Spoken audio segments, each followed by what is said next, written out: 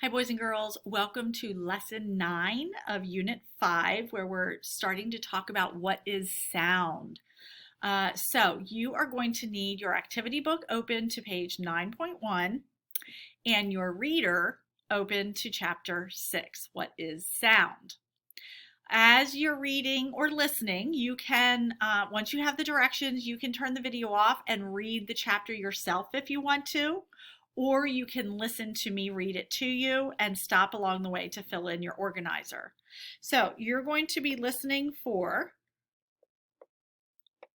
what is sound? What is it? I'm thinking that will be near the beginning. How do we get it? How do we get sound? How does it travel? And notice there's 4 boxes, so there's 4 things you're going to need to write down. And then the speed of sound versus the speed of light. So you're going to tell us some how they're alike or how they're different from the chapter. So here we go.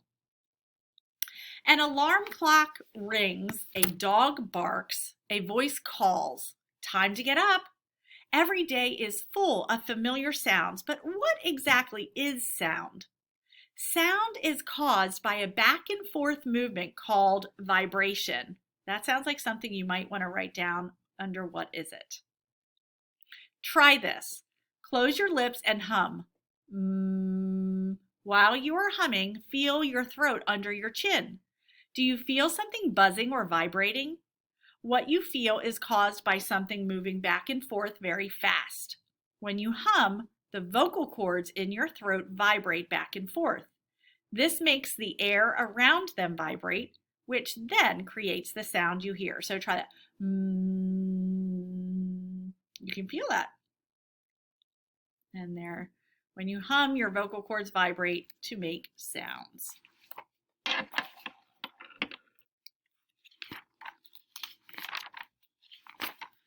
Sound, like light, is a form of energy. Also, like light, sound moves in waves. Sound waves move out from a vibrating object, making the air move back and forth in a way that we can't see. 2 things must happen to create sound. First, something needs to vibrate and create sound waves. I'm thinking that this is probably how do we get it on your notes. 2 things must happen to create a sound. First, something needs to vibrate and create sound waves.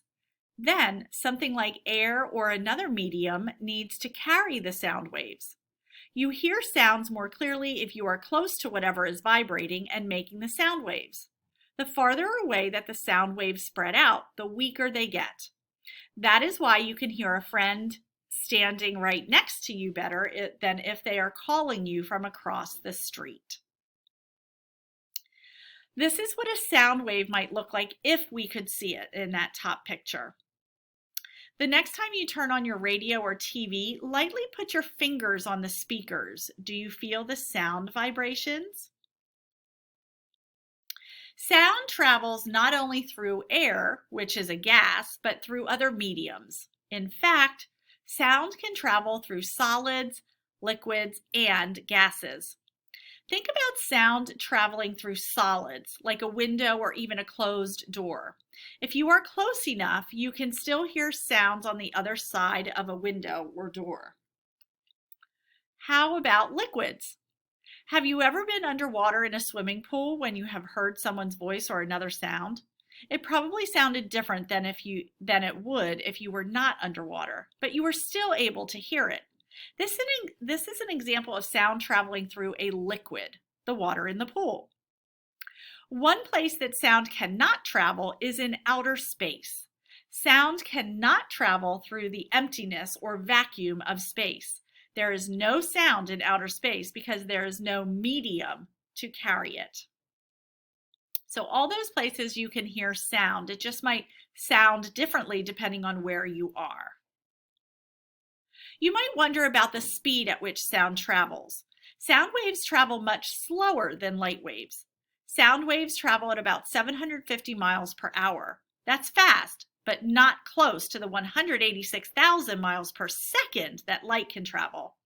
It would take a sound 33 hours to travel around Earth once. That's longer than a day. Remember that light can go 7 times around Earth every second. Here's an example to prove that light travels faster than sound. Think about the last time you were around a storm with thunder and lightning. Did you notice that you saw each flash of lightning before you heard the clap of thunder? That's because light travels faster than sound. And there's a thunderstorm. The medium through which sound travels affects its rate of speed. Interestingly, sound waves travel fastest through solids. In old Western movies, you may have seen a cowboy put his ear down to the steel railroad tracks to hear if a train is coming. That is because the sound travels faster through the steel than through the air. Try this. Listen while you drum your fingers on your desk. Now rest your right ear on the surface of the desk and drum your fingers again. Which way sounded louder? The sound was louder when you put your head on the desk.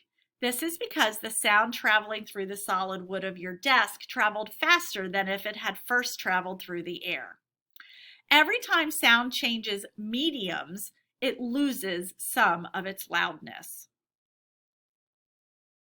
So if you're tapping on your desk and you're listening with your ear down there, it's louder because when you tap on your desk and you're just sitting up normally, it has to travel through the desk and air. So now it's quieter.